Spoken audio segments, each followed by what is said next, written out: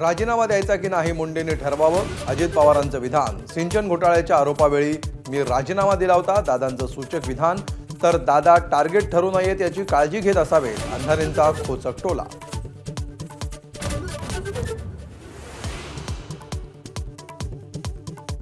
धनंजय मुंडेंना भेटल्याची बातमी फोडणारा नेता बीडचाच. आमदार सुरेश धस यांची माझाला एक्सक्लुझिव्ह माहिती.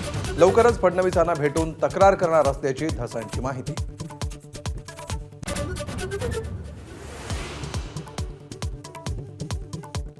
नाशिक आणि रायगडच्या पालकमंत्रीपदाचा तिढा अद्यापही जैसे थे. मुख्यमंत्री निर्णय घेतील, अजितदादांची प्रतिक्रिया. तर लवकरच प्रश्न सुटेल, फडणवीसांची माहिती.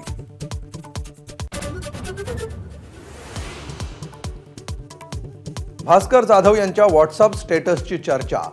म्होरक्या जिद्दी आणि धाडसी असेल तर माणसांसह जनावरही विश्वास ठेवतात. स्टेटसमधील म्होरक्या कोण? चर्चा नावधान.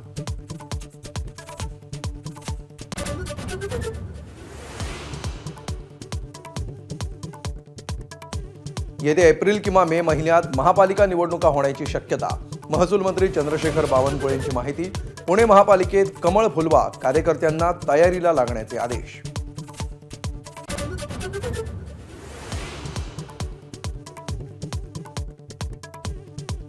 लाडकी बहीण योजनेतील लाभार्थ्यांची संख्या आणखी कमी होण्याची शक्यता. आयकर विभागाच्या मदतीनं 2.5 लाखांहून अधिक उत्पन्न असलेल्या कुटुंबातील महिलांना वगळणार.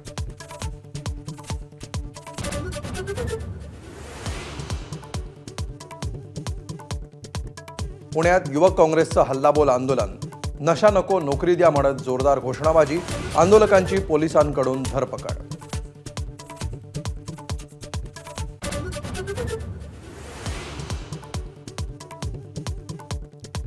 कोळशाची तंदूर भट्टी वापरणाऱ्या रेस्टॉरंट आणि ढाब्यांना बीएमसीची नोटीस. इलेक्ट्रिक किंवा पीएनजी एलपीजी वापरण्याची सूचना. 8 जुलैपासून कारवाई.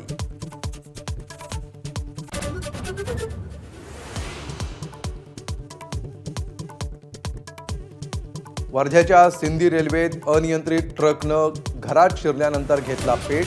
सुदैवानं जीवितहानी नाही, घरातील साहित्याचं प्रचंड नुकसान.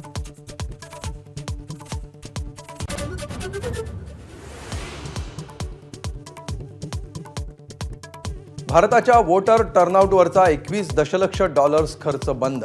एलन मस्क यांची घोषणा. अमेरिकेकडून भारताच्या निवडणुकीवर कोट्यवधींचा खर्च, तर अमेरिका 182 कोटींवरचा खर्च कोणावर करते? भाजपचा सवाल.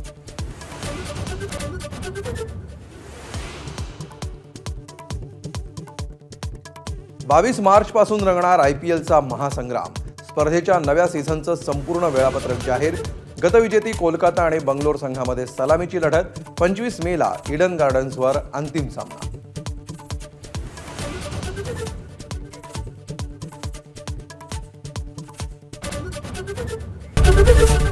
एबीपी माझा, उघडा डोळे बघा नीट.